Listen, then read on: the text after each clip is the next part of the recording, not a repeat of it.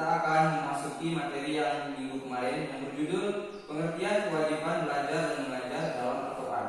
Sebelumnya kan anak-anak sudah tahu apa itu belajar. Belajar itu kan Bapak jelaskan ya, satu prinsip, satu proses pembelajaran yang dimana seseorang itu belum tahu apa itu mengenai pengetahuan, seperti anak itu belum tahu cara makan, berdiri, dan yang lainnya. Al-Quran merupakan puncak dari penutupan wahyu Allah, yaitu Al-Quran merupakan sumber dari ilmu yang telah kita ketahui. Al-Quran dari As-Sunnah. Dari mana, Pak? Tangan dulu. Dalam Islam, kewajiban belajar itu merupakan kewajiban bagi setiap umat muslim dan muslimah.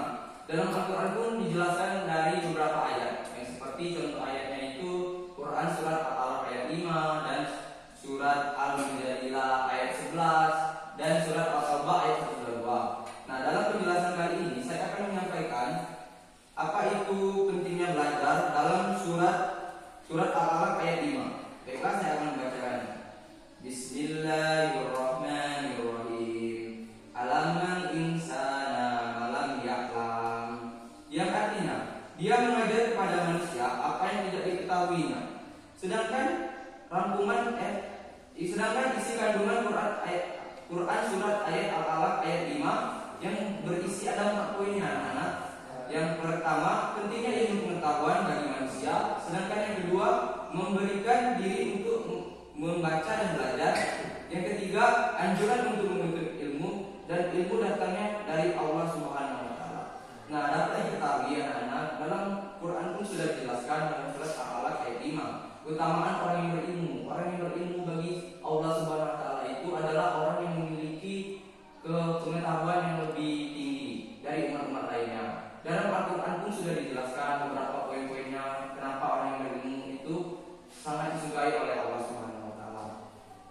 Dan keutamaan bagi orang yang berilmu ini akan menerima syafaat di yaumil akhir nanti. Allah akan memberikan pertolongan bagi orang-orang yang berilmu. Sedangkan dalam Quran surat Al-Mujadilah ayat 11 ini menjelaskan tentang, saya akan membacakan ayatnya dulu ya.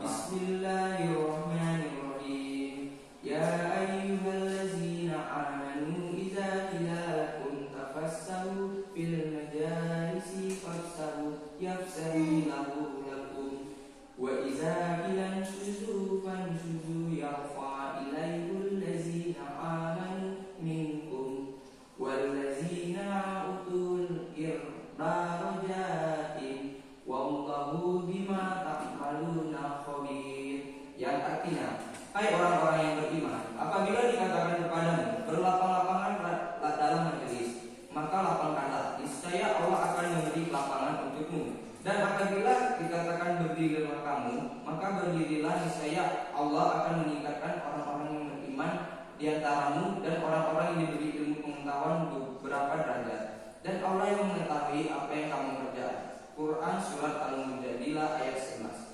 Nah, dapat diketahui dalam surat tersebut menjelaskan tentang apabila kita di satu majelis atau seperti kita sekarang ini dalam proses belajar dan mengajar, kita harus menghormati suatu guru. Guru itu yang memberikan ilmu dan anak-anak ini ada yang menerima ilmu.